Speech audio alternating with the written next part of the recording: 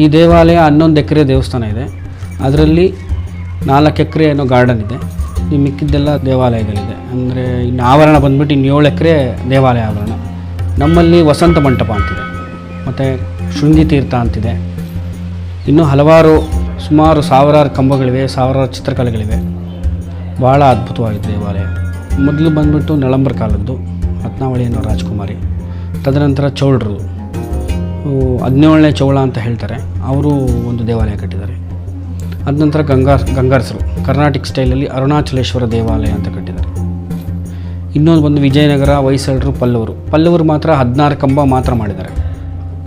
ಇನ್ನು ಮಿಕ್ಕಿದ್ದೆಲ್ಲ ಹೊಯ್ಸಳರ ಕಾಲದ್ದು, ವಿಜಯನಗರ ಕಾಲದ್ದು. ಲಾಸ್ಟ್ ಫಿನಿಶಿಂಗ್ ಮಾಡಿರೋದು ವಿಜಯನಗರ ಕಾಲದವರು.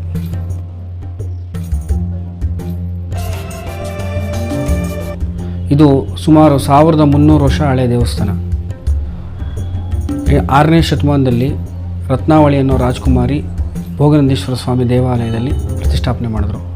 ತದನಂತರ ಚೋಳರು, ಗಂಗರ್ಸರು, ವಿಜಯನಗರರು, ಹೊಯ್ಸಳರು, ಪಲ್ಲವರು ಹಾಗೂ 6 ರಾಜರ ಆಡಳಿಕೆಯಲ್ಲಿ ಈ ದೇವಸ್ಥಾನ ಕಟ್ಟಲ್ಪಟ್ಟಿದೆ.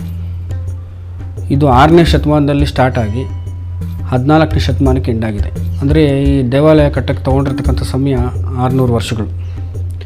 ಈ ದೇವಾಲಯದಲ್ಲಿ ಮುಖ್ಯವಾದದ್ದು ಭೋಗನಂದೀಶ್ವರ ಸ್ವಾಮಿ ದೇವಾಲಯ, ತದನಂತರ ಗಿರಿಜಾಂಬಾ ಸನ್ನಿಧಿ, ಆಮೇಲೆ ಅರುಣಾಚಲೇಶ್ವರ, ಅಪಿತ ಕುಚಲಾಂಬ, ಕಮ್ಮಟೇಶ್ವರ, ಈ ಥರ ಇತ್ಯಾದಿ ದೇವಾಲಯಗಳಿವೆ.